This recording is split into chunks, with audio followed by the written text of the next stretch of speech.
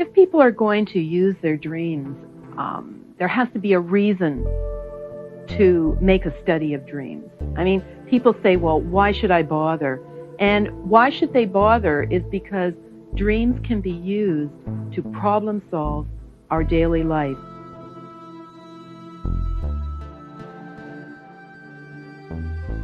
In the dream state, the consciousness is liberated. It's not limited by gravitational pull.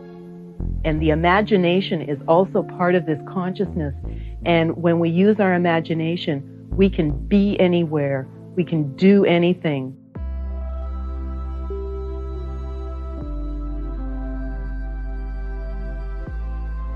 Hello again, and welcome back to Tip of the Iceberg, the international podcast where we investigate the public's perspective of dreams.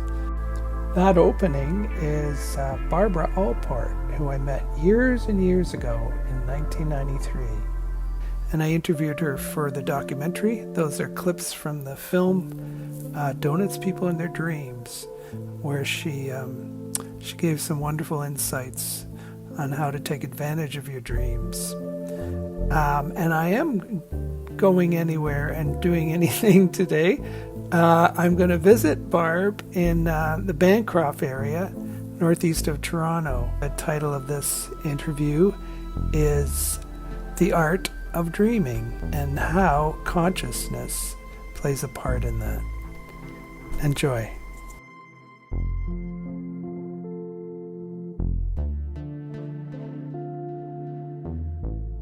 Welcome, Barb. Well, thank you, Michael. It's really nice to be here today and to be outside and just talking about these things that we love to talk about. I know. You're very passionate about dreams, too. I am. And we're sitting in her beautiful country surroundings here in Bancroft area. It's such a beautiful, she's right on a lake, and she lives in a beautiful house that's landscaped down to the lake, and we're sitting right on the lake on her porch. It's really beautiful.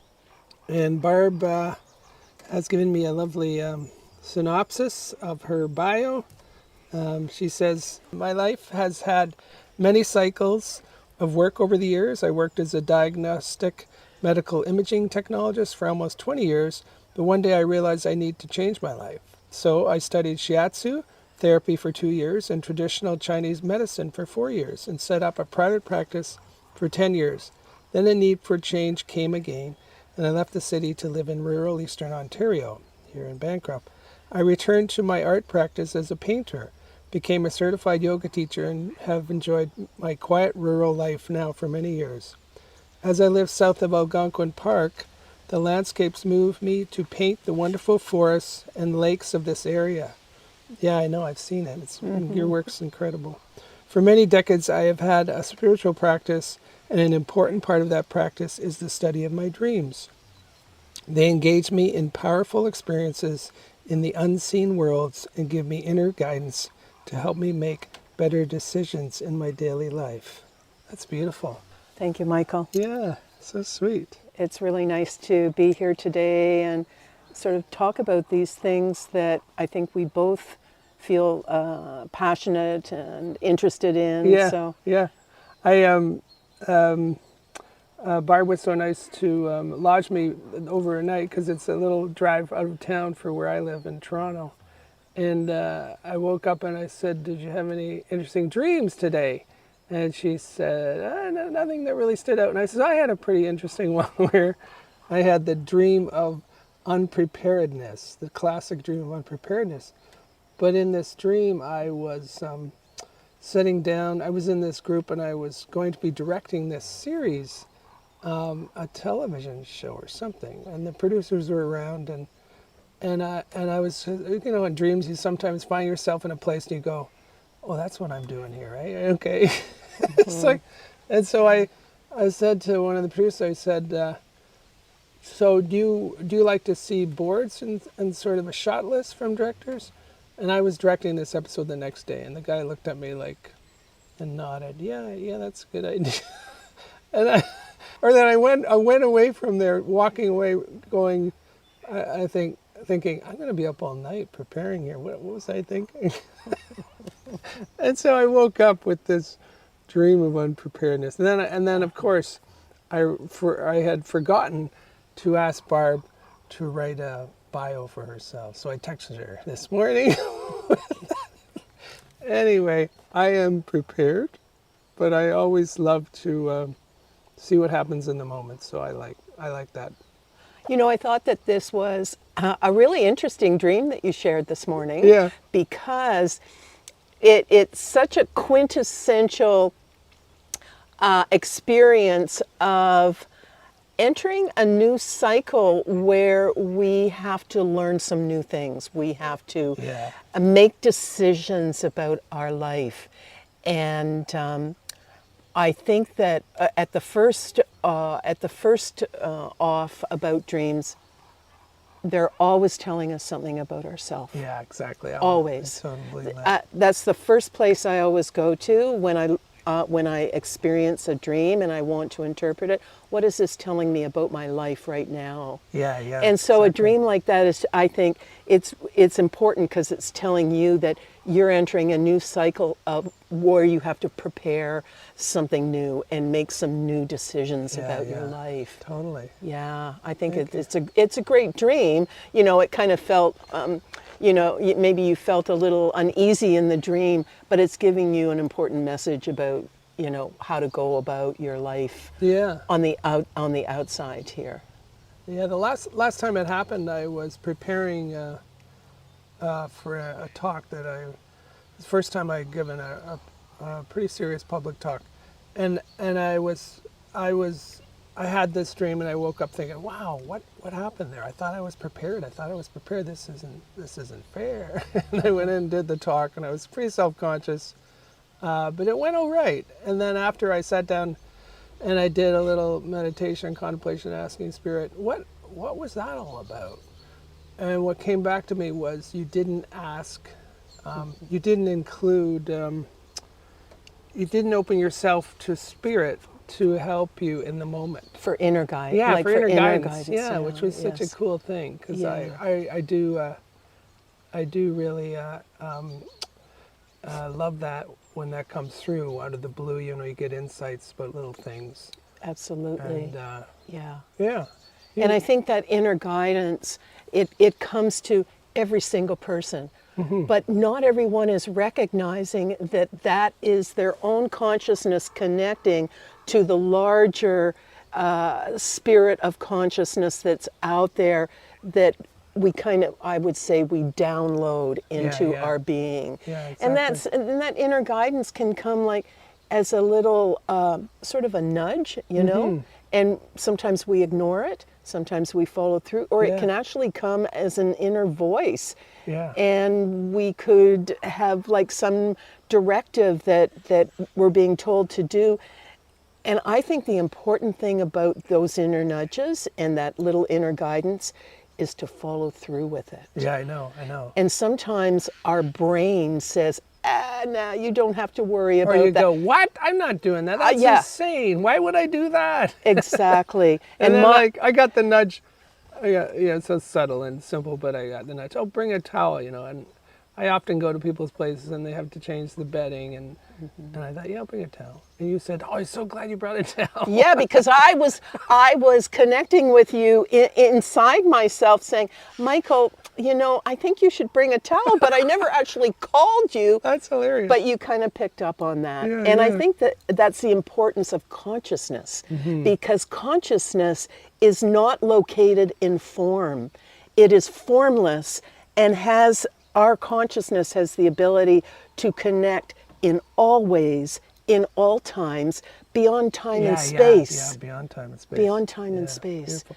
I remember in the doc, your first comment was the imagination is a powerful thing, and in your dreams you can do anything and be anything. And then we followed with a number of interesting little clips on people in the donut shops I interviewed talking about most bizarre situations they found themselves in. Yeah. But I love that in a way. I've done a few animation shorts, and the thing about animation is you can create any world, and you can go anywhere and be anything and create any incredible world in animation. and yet most animators and writers kind of create I think SpongeBob SquarePants was one of the best. Like, I can go anywhere and be anything and do anything. You know, these little beings underwater, but yeah, it's just fascinating. It's a freedom that you have in your dream state. You can experience things. And I think that those animations and other things like that are really have an important message. They have an important message for human beings, saying you are the creator through your imagination and consciousness. You are the creator of your life. Everything that we do, everything that we say goes out energetically to change our environment and create the environment that we live in. Yeah. And so I think we have an important responsibility then to create the best environment for ourselves and for others. And we have the ability to do that through consciousness. Yeah, consciousness, I guess in its simplest form, is the state of being aware and awake of one's surroundings, isn't it? Absolutely. And that applies to sleeping or awake. But what brought you into dreams? Were you fascinated since you were a child? Yes. Okay. I think when I was a child, I used to lie in bed at night, and the house would be very quiet, and I'd be lying in bed at night, and I would kind of hear this sound, and I called it the sound of silence. You know, when I'm like 6, right? Really? Before the song. And and when I listened to this sound current that I was hearing within myself, and I realized it wasn't something coming from the outside, it was coming from within me, I had the power to lift myself out of my body, and I would float to the window and look out in the garden. Wow. And it was so special. And then I realized how that ability also connected to the dreams I was having. And it, you know, after school and going through life, I lost contact with that sound, that inner sound. Yeah. And it wasn't until many years later when I found my spiritual practice, which talked about that particular aspect that I had experienced, that sound current, and how important it is because it connects us to creativity, to our imagination, totally. and to our higher consciousness. Yeah. And so when I started putting all of that together, I recognized, I started remembering more dreams. Yeah. I started understanding what those dreams were telling me about my life, and they really helped. It helped inform me about some really major things, decisions and things that I had to face in my outer life. Beautiful. Yeah. Barb inspired me to always look into waking dreams, and I had never heard of it. When I interviewed the Native woman, it's Sarah Smith from the Six Nations Mohawk group, she said, "Oh yeah, we call that walking dreams," which is very similar. Oh yeah, that's so interesting. The indigenous yes. people call it a walking dream. Uh-huh. So it's an experience on your outer that is very right while you're awake. Yeah, while you're awake, it's very kind of absurd and strange, and it takes it's a note to really take a look at it, see what you can decipher from it. That's right. And to look at it as you would look at a night dream. Oh, what does this mean? What is this telling me about my life? What's the information about this? And I had an interesting experience recently about that. I was teaching a yoga class. At the end of the class, I couldn't find my car keys. Wow, yeah. And I looked everywhere, and I'm asking, anybody seen my car keys? I can't find my car keys. And suddenly, I have this vision inside that my keys are in the car. Wow, yeah. I go out to my car. In the car. There are the keys. They're in the ignition with the car still running. And it's been running for 2 hours while I taught the yoga class. Wow. And I think, how did you do oh my gosh, this is a waking dream. Yeah. It's like something that is so shocking, so sudden, and just like it just like goes like an arrow. Yeah. And I thought, what is this telling me? And what it was telling me was, I have to shut my engine down. Oh, yeah. You're going too fast, too hard. Going too fast, I'm going too hard, I'm doing too many things. Yeah. And in reality, at that time, I was feeling incredibly fatigued. Oh, wow. And I was busy all the time. And so this silly, ridiculous event was telling me, shut your engines down. You're going to like burn out. Wow. That's beautiful. And there was the car sitting there running the whole time. But you know, I turned it off, took the keys out, everything was fine, but I got the message. Yeah, that's great. And I What a have made classic. adjustments in my life since that happened. Yeah. That happened about a month ago. And I Yeah. have made adjustments. I've tried to take more quiet time, and it's really helped. Beautiful. It's really helped, yeah. That's great. Yeah.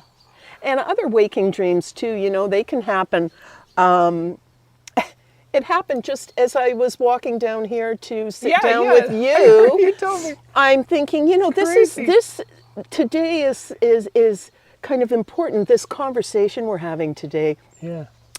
I feel is in kind of a way transforming. Like we're talking about important things and really kind of encapsulating how our life is right now. And as I'm walking down, a snake comes right across my path as I'm walking down here to talk to you. And snake in a traditional spiritual traditions, snake is about transformation. Yeah, exactly. They lose their Because they lose their a lot. skin Yeah, and they that's get a beautiful. whole new skin. So I'm Yeah. thinking, oh, this is That's lovely. what we're doing today. It feels important. Nice. Very And sweet. I don't know how that will unfold, but I'm going to accept it. That's great. Yeah. It's funny how we were talking in the last episode about dream symbolism and how, you know, a snake to some people would not mean that at all, you know. And I think whatever, I always like looking up, you know, the traditional spiritual points of view. I might Google, you know, what does this number mean, or what does this bird or animal mean, and animal symbology and indigenous. I always find that more enlightening.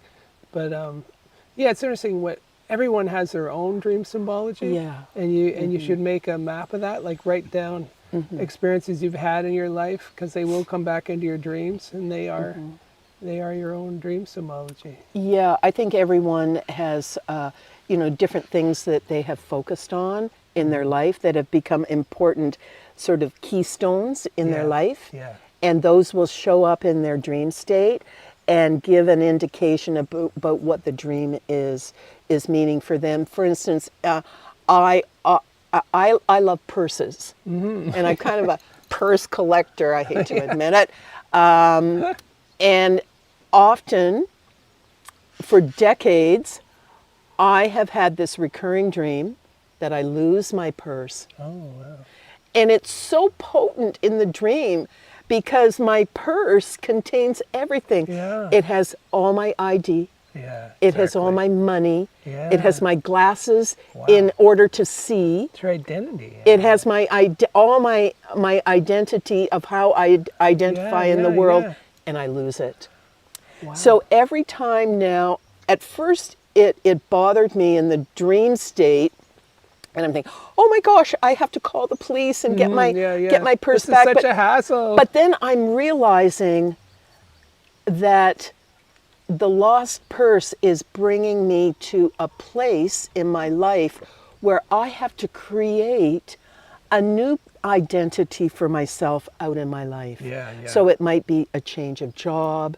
It might be a change of location where I'm living. It could just be a change of attitude. Right. But every time I've purse lost dream. my purse dream, it is like an alarm telling me, watch out, there's changes to come, and you need to change up how you work out in the world. Beautiful. So, that's just a particular thing yeah. that shows up for me.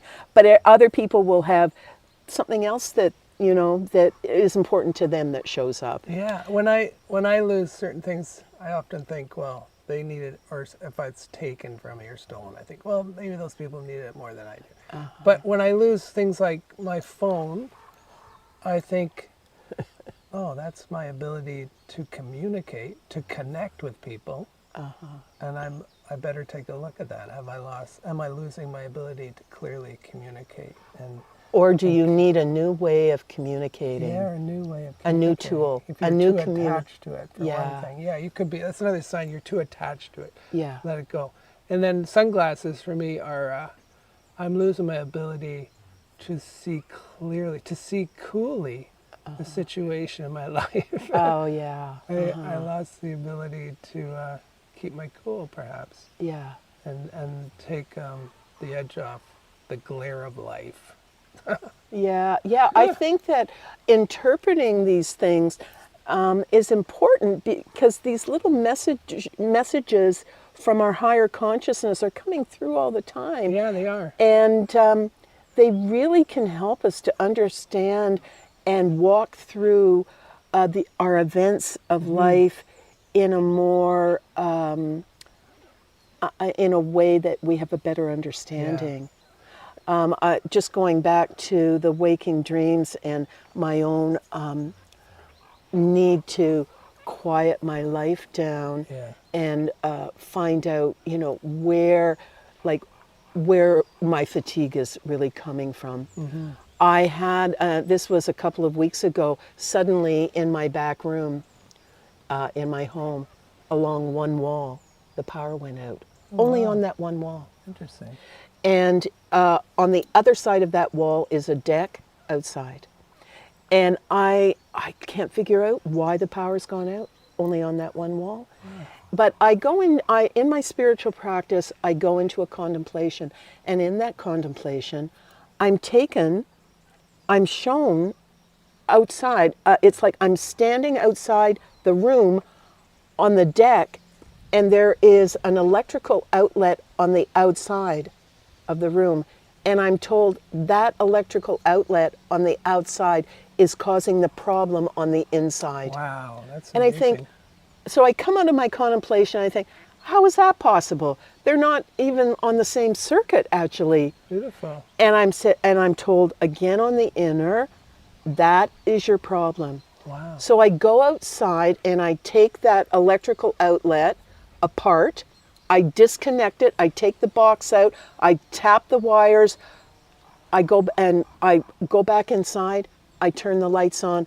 All the power is working. Wow, that's so cool. So that was a waking dream. Beautiful. It was telling me that the energy outside my world, in the outer world, was sucking my energy from the inside. That's so cool. My inner power on the inside wall was being affected by the outside. Yeah, because the world is always expanding and crashing The around world is you. always at our doorstep, and demanding. It's always affecting you. Yes. Yeah, with the news and what have you. Whether Absolutely. It's COVID or wars or that. And how do you keep your cool around That's that? right. Yeah. It told me Beautiful. that I had to disconnect from all of that outer stuff that was sucking my energy. And for me, it was stop watching news.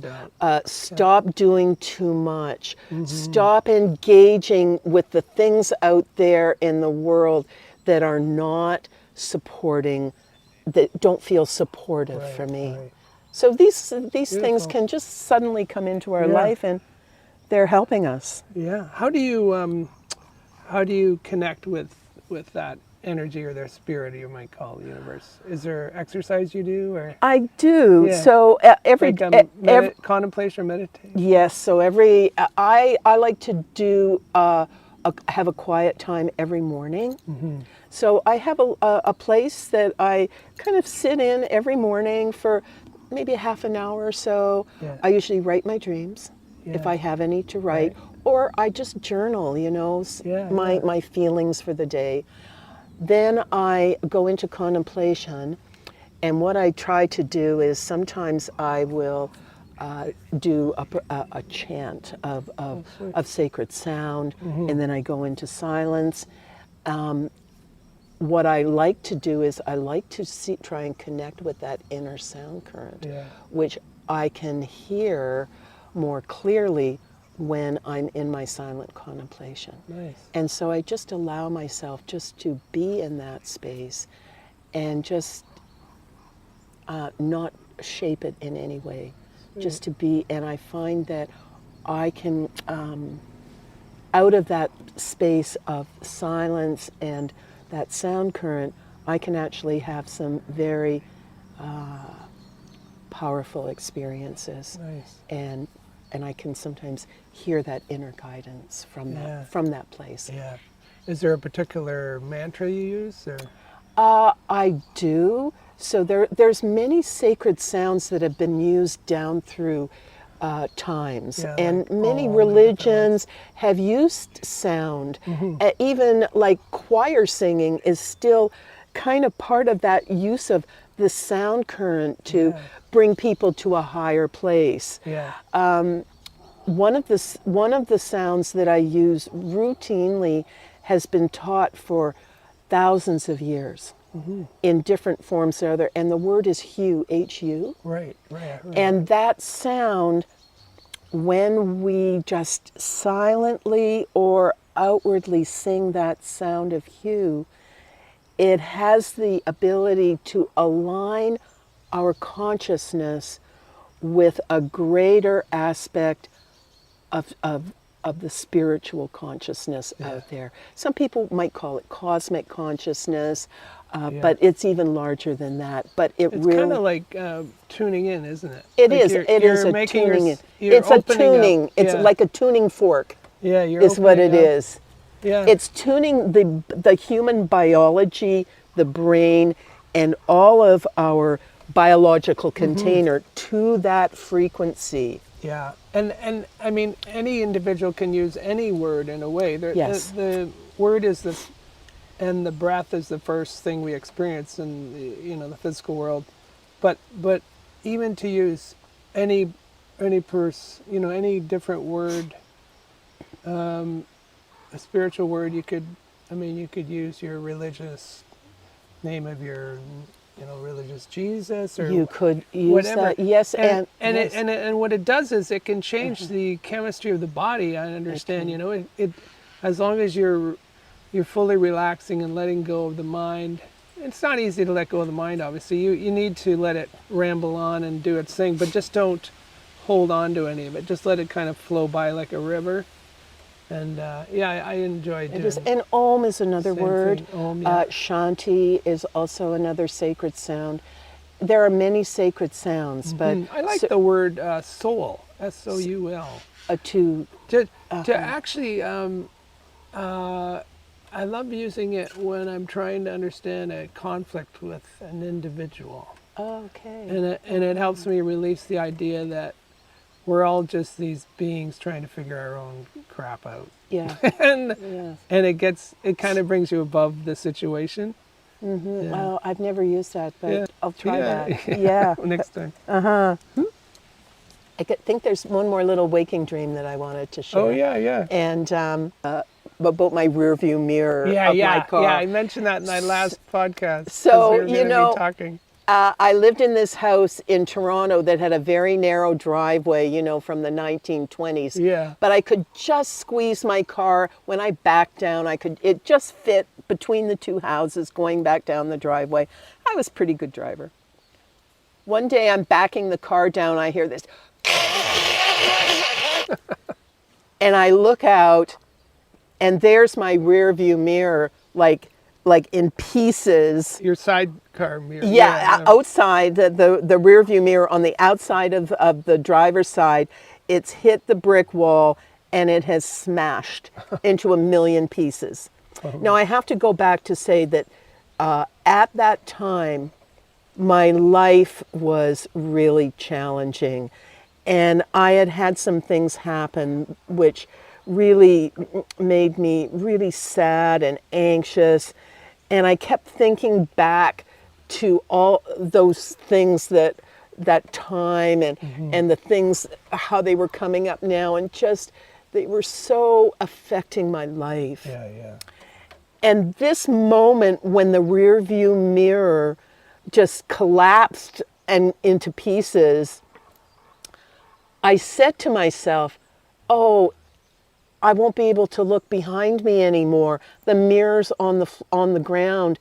And then I got it. Wow, right the away. message was, stop looking behind. Yeah. Stop looking into the past. Yeah, Stop exactly. it. Stop digging into your... Stop looking. We're going to take your mirror away because so you won't be able to look behind you. That was great. a big message. Yeah, it's to such a look great... forward, stop looking behind me because it was ruining my life. Beautiful. Yeah. Beautiful. I got the message. But you know, something like that, it's like so unexpected, like, and yet so powerful. Yeah, that's So such a great powerful. example of a waking Yeah. dream. Yeah. Why do you think we dream at all? That's a pretty broad question. Why do we dream? Well, I think so when we go to sleep at night, what happens is that part of us, which we call consciousness, is not, it doesn't have to download itself through the brain. So the brain is at rest and the body is at rest. We enter into an ability to move into other dimensions, other experiences. Yeah. And we bring back those experiences. We call them dreams, Yeah.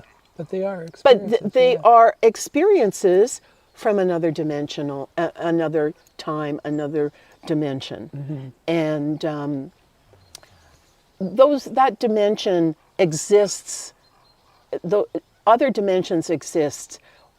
We're separated only by the frequency of those dimensions. Yeah, yeah. So we're able, when we fall asleep, to enter into those other frequencies and have an experience, and we bring them back. We call them dreams, and sometimes they are very important reflections of our outer life here in the world. Yeah. You also said in the doc, should you pay attention? Because you can solve problems. You can get answers. Yeah. Yeah, that was a good That's comment. right. I remember that. Yeah, I had a very important dream several years ago when I was having to make a lot of really, they could be life-altering decisions. Yeah. And I was conflicted as to, should I do this or should I do that? What should I do? I was getting inner guidance to do this one thing. So I have this dream. And in the dream, I'm standing in a lineup of people. There's thousands of people in front of me. And I know that I have to get to the head of the line, wherever that is. But how am I going to do that? There's all these people, and they're just standing there doing nothing. In your way. And I think to myself, I am never going to get to where I need to be if I stay in this line. At that moment when I decided I wasn't going to get there by being where I was, suddenly I see there's another road right next to the road that these people are standing on. Wow. I hadn't seen it before, seen it. but That's until I made that decision Yeah. that this wasn't going to get me to where I needed to be, I didn't see that road, and suddenly I see this other road right next to me here. There's 5 people on it. Oh, cool. And I know that if I just move over to the right and take the right road, I can get to where I need to be. Very cool. So that was telling me that the decision that I'd kind of made inwardly was the right one, but it wasn't the same decision that everyone else was making at the time. Oh, interesting. They were going in a different direction. Right. I had to have the strength both the emotional and spiritual and physical strength to make another choice, and I did. Very cool. And it was very difficult because I was making a very different decision, but the dream had told me this is the right decision The for path you. less followed. The path less followed. That's right. And it's sometimes it's not easy. No, true. Eh? But when we see something on the inner like that, in the inner pretty clear. consciousness, we know that that's what we have to do. Yeah.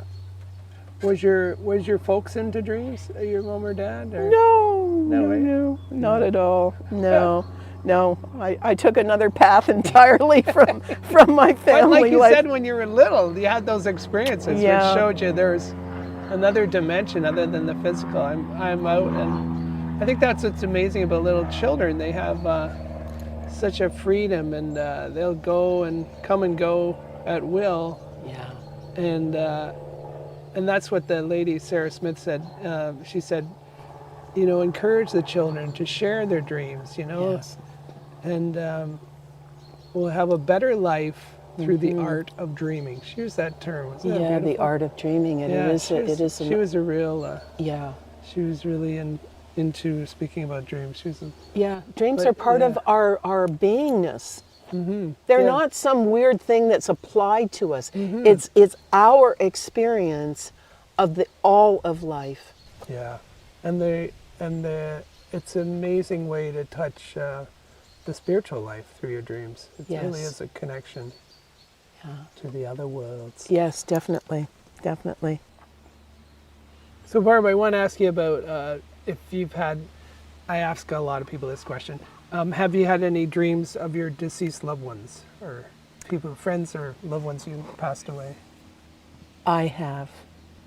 And it takes me back many decades when I was really, I think, just starting my spiritual questioning about life and death and was there life beyond Yeah. this one life we're living now? I was really in a state of inquiry and maybe concerned that there wasn't anything else after this life. Yeah. And my mother had been very ill for a very long time, and she passed away. About a week after she passed, I have a dream. I'm in the dream state, and I hear my mother's voice. Now, my mother was a person who didn't sort of mince words. She wasn't really a soft person. She just, told it like it was. Yeah. In the dream, I hear my mother's voice, and she says to me, I'm still here. I'm not dead, Wow. There is no death, Wow. And that was the dream. That's amazing. That was the whole experience. And for me, that was such a turning point. It was her voice. It was my mother. I felt the soul, this soul that was my mother, that had been my mother in this world, Beautiful. was telling me Wow. she wasn't gone. She wasn't visible anymore, Yeah. but she still existed. Beautiful. And for me, that was a turning point. What a gift. Wow. It was a turning point in my spiritual understanding Yeah. of life, that life is a continuum, Beautiful. that birth and death, it's a transition. Yeah. It's not an ending. Yeah, exactly. And fast forward to recent times, I had this beautiful cat. Her name was Rosie. Yeah. And she was just so heartfelt. I loved her so much, but she became ill and she died. And Did you have her a long time? I did, and and she was just such a sweet soul. She was so special. The night after she passed, I have a dream. I'm in the dream state. I'm next to this beautiful forest and there's a waterfall, and I see Rosie. There she is. She's next to the waterfall, and she looks over at me, and she smiles. And it was like she was sending me this love, and this what I felt from the experience of her was, I'm still here, but I'm enjoying this other life now. Beautiful. And so again, it was like a confirmation of this continuum of life, of energy. Yeah. And it was very special for me. Incredible. And yeah. Yeah, I think that's the message a lot of people get from their deceased loved, is there's more to it, and they're not gone. They're with you. Yeah. Yeah. Yes. Beautiful. They're still in existence. Yeah. As soul energy, as consciousness, they're still there, just not visible in the physical world. Lovely. Yeah. Yeah. And how do you pay attention to the nudges? How do you think that's important to everyone? Really, isn't it?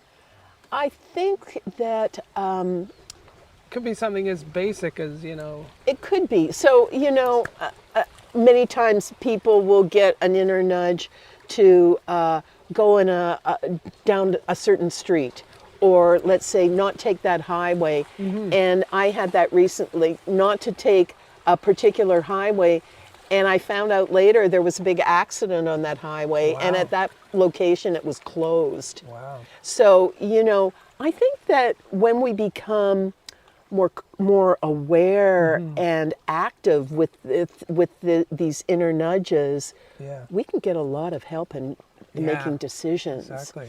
I had an inner nudge one day. I was driving along the road, and because I live in a rural area where there's a lot of logging, often there's big logging trucks, and they have these huge loads that they're trailering behind them. And suddenly I get this really loud inner nudge to brake. Wow. And I did. I braked hard. And seconds after I braked, a 30-foot log, 3 feet in diameter, comes flying off the back of the trailer in front of me. Wow. And the truck had only been probably 20, 30 feet in front of me. If I hadn't braked, that log would have shot off the truck and through my windshield. Wow. And I would have been decapitated. Beautiful guidance. So I was so grateful that I followed through with that nudge. Beautiful. Because I wouldn't be here today if I hadn't. Yeah. Amazing. And I had another experience a number of years prior to that where I was given an inner nudge to not go into town that day. So Wednesdays I always go into town. And I got a really loud inner nudge, don't go into town today, stay at home. And of course my mind says, nah, you always go into town on Wednesdays, go into town. But I didn't. I followed that nudge and I stayed at home. About 2 hours later, I look out my kitchen window and I can't see anything. There's nothing but black, thick smoke. Wow. And immediately I know that a house is on fire. Oh, wow. And I go next door and I see the house is on fire. You were there. If I hadn't been there that morning, Incredible. there was no one else on the road. That fire would have just consumed all the houses all the way down the road. Oh, wow. But I followed through with that inner nudge, and I stayed at home. I was able to call 911. I was able to get fire trucks out. The hydro lines were on fire. The trees were on fire. So all of that, it stopped. The house did burn down, but it didn't spread. Wow, beautiful. And afterwards I thought, thankfully, What a blessing. I followed that inner nudge. Yeah. Amazing. Yeah. Wow, what a great message. Pay attention to your inner nudges, people. Yeah. I know, eh? Pay attention. Little subtle things. It's like a whisper too. I remember I It saw can be. a fellow quote that. He says, it doesn't come through loud and clear, it comes as a whisper. Yes. It's funny. Yeah. Though sometimes it does come loud and clear. Yeah. Like your break. I think that 'Cause these the are like message crucial live or die moments. They'll be loud and clear. it was, yeah, it was pretty That's loud. cool. It was Wow. pretty loud. Beautiful stuff. Thank you so much. Oh, you're welcome. Yeah. Yeah. Anything else you want to say about dreams you love? And You know, I think one of the most important things that I would say about dreams is that writing them out or recording them in some way, it brings those experiences and it grounds them down into our life, into our brain, into our mind. You can look at them again. They don't evaporate. We can look at them again. We can think about them. They become part of us by writing them out. Manifesting them, yeah. And so, by doing that, Physically. it opens it opens this door, sort of, so to speak, to actually receive more. The more we write out, the more we think about them, the more we get. Oh wow, yeah, for sure. So, It's so true. It's like a practice, like if you want to learn the piano or anything. It's the same thing. You have to exercise that muscle, and it's going to, the more energy you put into it, the more results you're going to get. That's right. The more practice, the more perfect we get at something. Anyway, I want to give you a little gift from one of our sponsors. Thank you. This is Knighthood.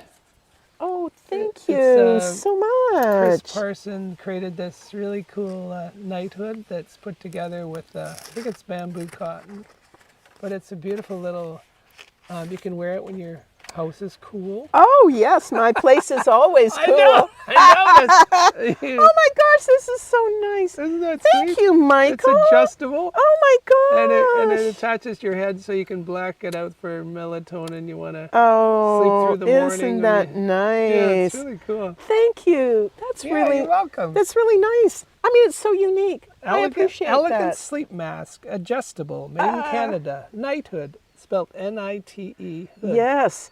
Sleep better, nod off quickly, form-fitting, moves with you. Yeah, it's a wonderful creation. Lovely. So Thank sweet. you. It's really been fun to. Soft, sustainable bamboo. It's been fun to be here and really to great to talk see you again, about Barb. these things and.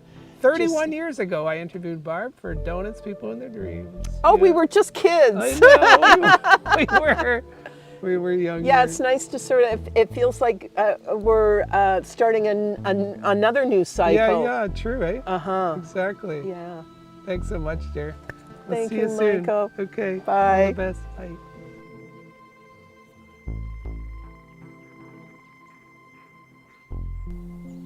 Wow. Do you think I said wow enough during that interview?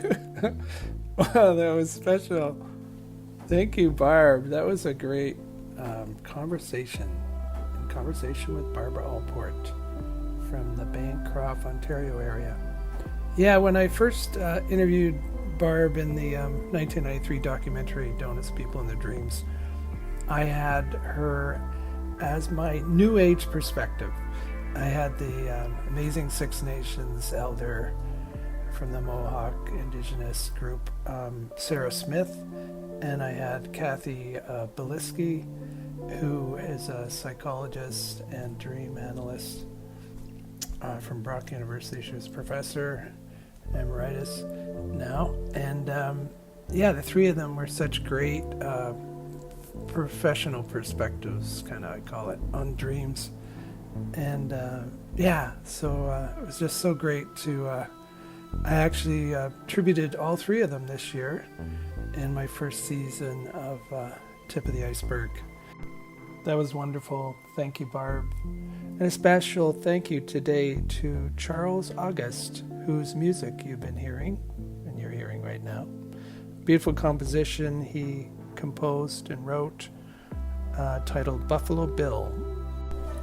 Charles August was born in Los Angeles and raised in Toronto, a product of both coasts. He discovered his love of music at a very young age and began playing upright bass in the 4th grade.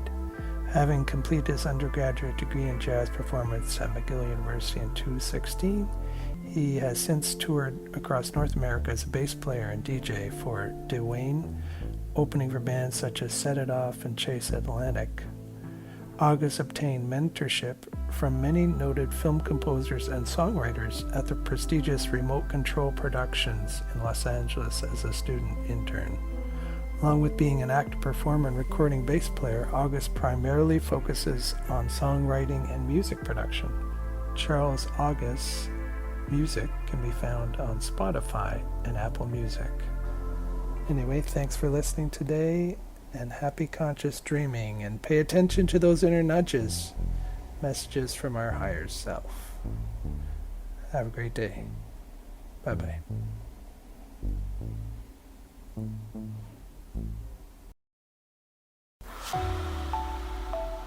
This has been a Waking Dream production. Copyright 2024.